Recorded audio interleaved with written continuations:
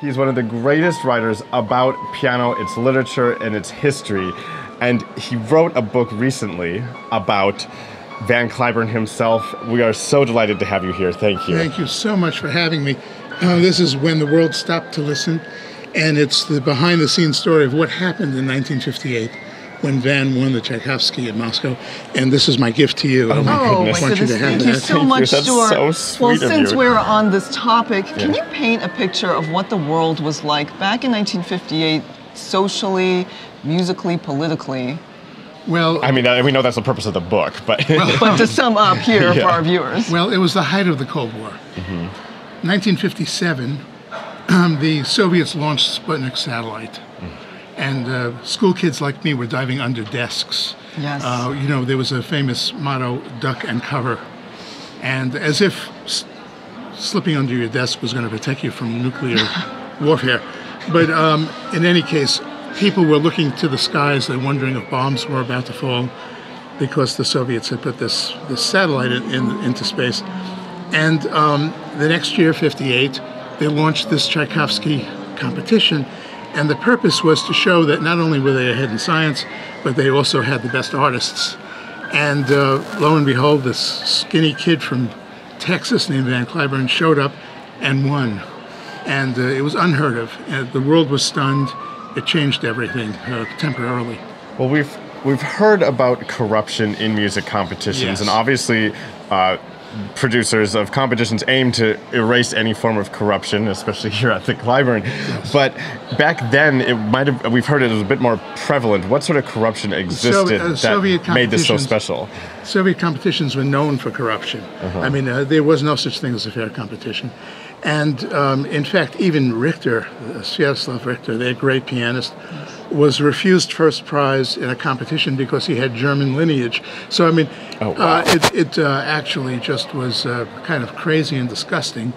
And in this case, at the Tchaikovsky, Emil Gilels, the great pianist, who was chairman of the jury, worked very hard to ensure that it would be a legitimate outcome.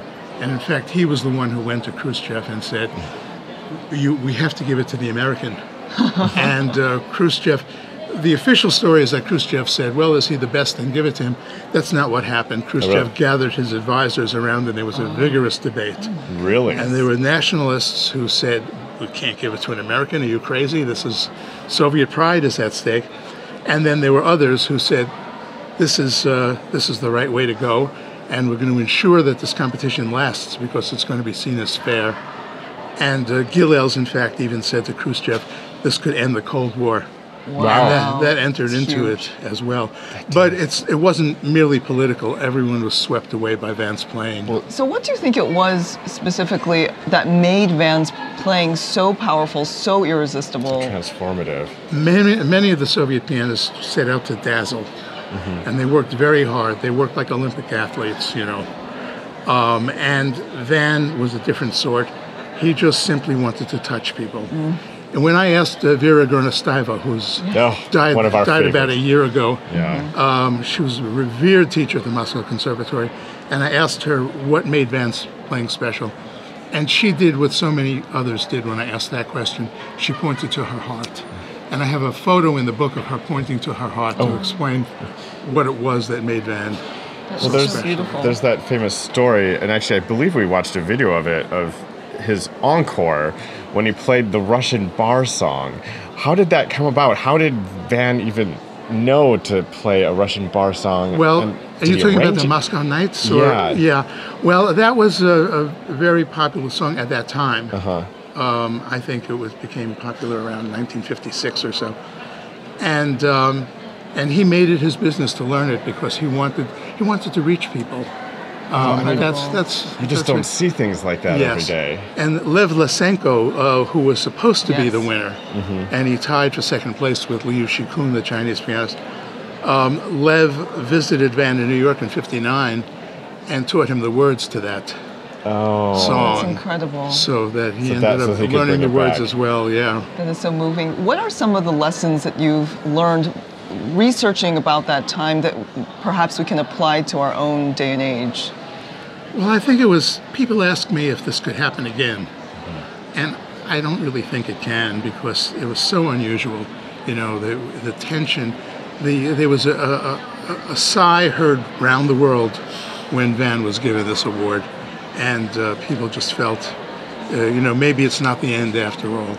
And in fact, newspapers started writing editorials about the arts as bridges. Mm-hmm. Around the time Van won, the Moiseyev Dance Company was in New York performing, and newspapers were saying, let's treat them with the care and the understanding that the Russians gave to Van. And in fact, there were 1,500 people at the stage door when they performed to greet them and tell them, you're welcome here.